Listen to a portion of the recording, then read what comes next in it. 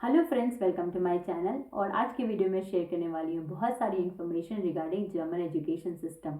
German education system वैसे तो थोड़ा सा कॉम्प्लेक्स है और हमें कॉम्प्लेक्स इसलिए भी लगता है क्योंकि ये इंडियन एजुकेशन सिस्टम से ज़्यादा डिफरेंट है। तो चलो समझते हैं कि यहाँ का सिस्टम वर्क कैसे करता है।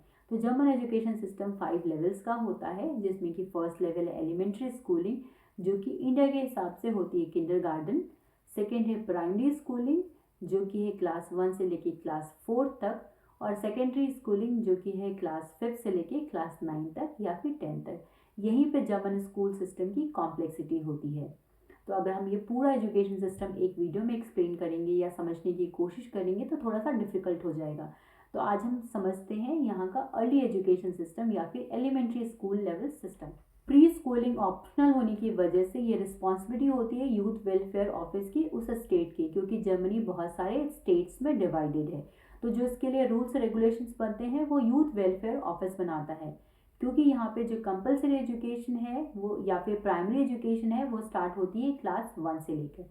इसलिए पूरे जर्मनी में अलग अलग स्टेट्स होने की वजह से आप इन एलिमेंट्री स्कूल्स को अलग अलग नाम से जान सकते हो। जैसे कि हम इसे कहते हैं किंडर क्रिपर, किसी किसी स्टेट्स में इसे कहते हैं किंडरगार्टन, कहीं पे इसे कहते हैं डे केयर सिस्टम और कहीं पे कहते हैं इसे चाइल्ड माइंडिंग स्कूल्स। तो इन चारों स्कूल्स के अलावा भी अगर इन स्कूल्स में आपको एडमिशन नहीं मिलता है तो इसके अलावा भी एक नई चीज़ होती है यहाँ पे, इसे कहते हैं टागस मुटर। ये हम किसी दूसरे वीडियो में डिस्कस करेंगे कि टागस मुटर होता है। ये तो मैंने आपको बता दिया कि यहाँ पे जो एलिमेंट्री स्कूल्स होते हैं उसको हम किस नाम से जानते हैं, हर अलग अलग स्टेट पे अलग अलग नाम से जानते हैं।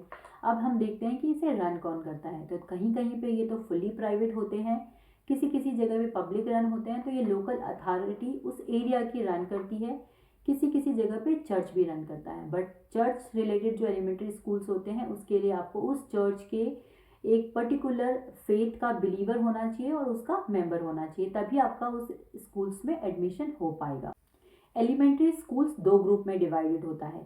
तो पहला ग्रुप है एज 1 ईयर से लेके 3 ईयर्स का, इसे कहते हैं कृपा। किसी किसी जगह पे लेस देन 1 ईयर के बच्चों को भी ले लेते हैं। नॉर्मली वो होते हैं या तो 8 मंथ से लेके 10 मंथ तक, तो उनका एडमिशन भी वो ले लेते हैं। सेकेंड जो ग्रुप होता है वो होता है 3 ईयर्स से लेकर के 6 ईयर्स का, इसे कहते हैं कीता। एडमिशन प्रोसेस, एडमिशन कराने के लिए आपको अपने एरिया की यूनियन आर्म्ड ऑफिस आना होगा, जो कि यूथ वेलफेयर ऑफिस है। वहाँ पे भी आप सारी डिटेल्स दे करके एडमिशन फॉर्म भर सकते हैं। सेकेंड है कीता.de, इस ऑनलाइन प्लेटफॉर्म से भी आप फॉर्म भर सकते हैं। इसमें आपके नियर बाय एरियाज़ की सारे जो भी एलिमेंट्री स्कूल्स हैं उनकी डिटेल्स होती हैं, और सीट्स बहुत कम होने की वजह से आप बहुत सारे स्कूल्स में एक साथ एडमिशन के लिए फॉर्म भर सकते हैं। तो सारी इन्फॉर्मेशन आपको कीता.de में मिल जाएंगी। इसके अलावा अगर आपको दोनों जगह से एडमिशन नहीं मिलता है, क्योंकि स्कूल्स के ऑप्शंस बहुत कम होते हैं और लॉन्ग वेटिंग लिस्ट होती है, तो थर्ड ऑप्शन है टागस मुटर। तो टागस मुटर का मतलब होता है नैनी, तो जिसके यहाँ पे भी आप फॉर्म भर सकते हैं। अब हम बात करते हैं फीस की, क्योंकि ये कंपलसरी नहीं है, ऑप्शनल है, इसलिए ही पेरेंट्स को इसके लिए पे करना पड़ता है। तो जो पब्लिक रन एलिमेंट्री स्कूल्स होते हैं उनकी फ़ीस होती है 70 यूरो से लेकर के 120 यूरो तक, और जो प्राइवेट रन एलिमेंट्री स्कूल्स होते हैं उनकी फ़ीस होती है 150 यूरो से लेकर 200 यूरोस पर मंथ तक। और ये भी डिपेंड करता है अलग अलग स्टेट्स में उनकी अथॉरिटी के बेसिस पे। तो किसी किसी जगह पे जो इनकी एलिमेंट्री स्कूल है वो फ्री भी हैं, और जो चर्च रन एलिमेंट्री स्कूल्स होते हैं उसके लिए आपको चर्च से डिस्कस करना होता है उनकी फ़ीस के रिगार्डिंग। एलिमेंट्री स्कूल्स की जो टाइमिंग होती है वो 7 AM से लेकर के 5 PM तक होती है, लेकिन ये कंपलसरी नहीं है कि कोई भी बच्चा इस पूरे टाइम तक ही रहे स्कूल्स में। तो नॉर्मली अथॉरिटी या फिर जो टीचर्स स्टाफ हैं वो और पेरेंट डिसाइड करते हैं कि जो किड्स हैं वो कितने देर स्कूल में रहेंगे। अब हम बात करते हैं कि कौन कौन से डॉक्यूमेंट्स रिक्वायरमेंट होती हैं एडमिशन प्रोसेस के लिए। तो सबसे पहला है बच्चे का बर्थ सर्टिफिकेट, क्योंकि उसके हिसाब से ही एज डिसाइड होता है कि बच्चा किता में जाएगा या फिर कृपा में जाएगा। सेकेंड है उसका वैक्सीनेशन चार्ट, क्योंकि यहाँ पे वैक्सीनेशन चार्ट बहुत ज़्यादा इंपॉर्टेंट है। फिर थर्ड है आईडी, तो इसमें पेरेंट्स की आईडी भी इम्पॉर्टेंट होती है प्लस किड्स की आईडी भी।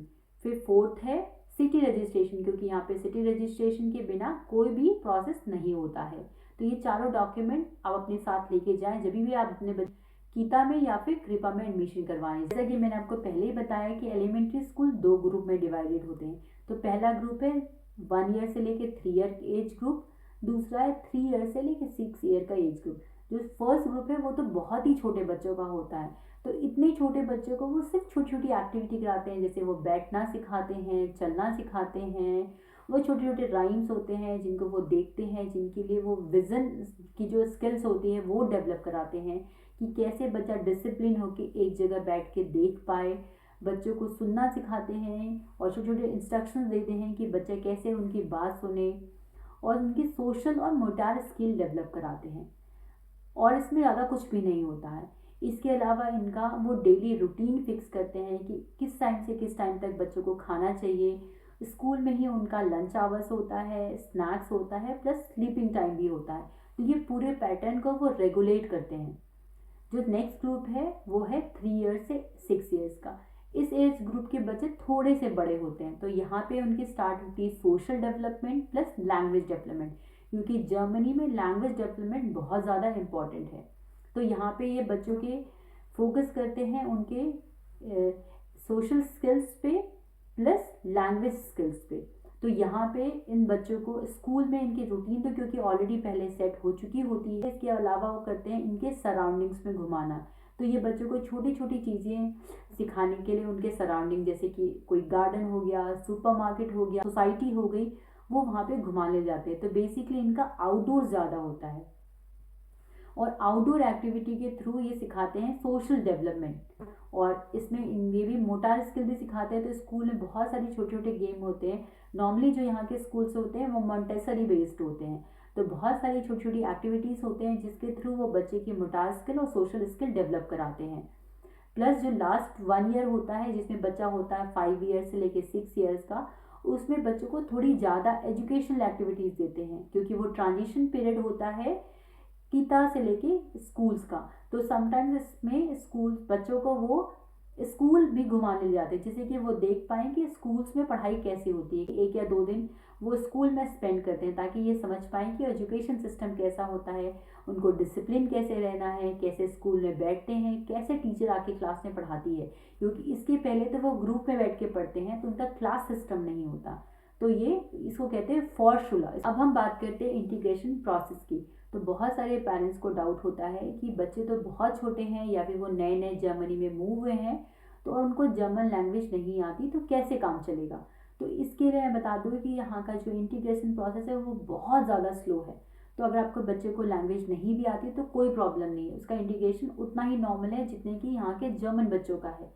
तो कोई, क्योंकि यहाँ पे जो स्कूल में है, एलिमेंट्री स्कूल्स में ये कंपलसरी नहीं है कि स्टार्टिंग से एंड तक एक साथ पढ़ाई। जिस भी एज ग्रुप है, मतलब बिटवीन 1 ईयर से 6 ईयर तक का, किसी भी टाइम पे अगर स्कूल में स्लॉट अवेलेबल है तो बच्चों का एडमिशन हो जाता है। तो हो सकता है कि किसी बच्चे का एडमिशन 2 साल में हो जाए, किसी का 4 में हो जाए और किसी का 5 में हो। तो सिर्फ क्योंकि ये एजुकेशन सिस्टम नहीं है, ये डे केयर है, तो उसमें इंटीग्रेट होना होता है। तो इंटीग्रेशन का जो प्रोसेस है वो बहुत ज़्यादा स्लो है। तो इंटीग्रेशन के प्रोसेस में सबसे पहले क्या होता है, सबसे पहले स्कूल जाके पहले वो बच्चे को फर्स्ट 15 मिनट ही स्कूल में रहते हैं, वो भी पेरेंट्स के साथ। तो एक पेरेंट को बच्चे के साथ रहना होता है स्कूल में। तो स्लोली स्लोली स्लोली वो टाइम पीरियड बढ़ाते जाता है। 15 मिनट से लेके होता है 30 मिनट्स, फिर 40 मिनट्स, फिर ये होता है उनके लंच टाइम तक। जब बच्चा लंच टाइम तक एडजस्ट हो जाता है और लगता है कि पेरेंट्स अब थोड़ा सा दूर रह सकते हैं, तो वो पेरेंट्स को घर भेज देते हैं। और कोई प्रॉब्लम आती है तो बुलाते हैं फिर से पेरेंट्स को। वो ऐसा नहीं करते कि बच्चों को अगर आपने डिसाइड किया है कि 5 PM तक रखना तो 5 PM तक रखेंगे। इस पूरे इंटीग्रेशन प्रोसेस में कभी कभी 1 महीने भी लग जाते हैं। तो ये डिपेंड करता है कि बच्चा कितनी जल्दी इंटीग्रेट होता है सिस्टम के साथ। लेकिन लैंग्वेज की कोई रिक्वायरमेंट नहीं है।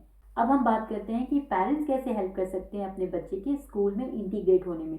क्योंकि स्कूल का जो इंटीग्रेशन प्रोसेस है उसके लिए टीचर्स और वहाँ का स्टाफ आपको सारी इन्फॉर्मेशन दे देगा, जिसकी हेल्प से आप उनको हेल्प कर सकते हैं। लेकिन आपको घर में भी हेल्प करना होता है, अपने बच्चे को रेडी करना होता है स्कूल्स के लिए।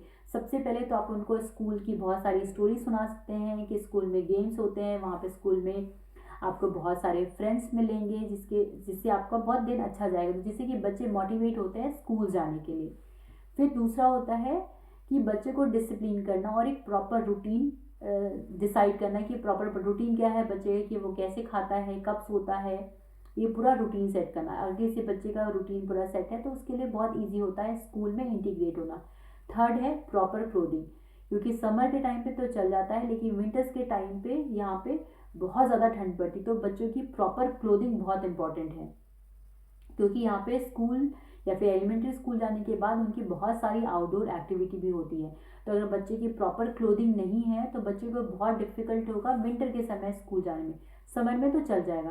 तो इसलिए पेरेंट्स का ये भी रोल है बच्चों के इंटीग्रेशन प्रोसेस में कि उसकी पूरी प्रॉपर क्लोथिंग को समझना विद द हेल्प ऑफ दूसरे पेरेंट्स या फिर with the help of teachers और स्टाफ। होपफुली मेरे इस वीडियो से आपके सारे डाउट्स क्लियर हो गए होंगे और आपको मिली होगी बहुत सारी information regarding elementary school system in Germany. तो अगर आपको मेरी ये वीडियो पसंद आई तो please subscribe my channel. Thanks for watching.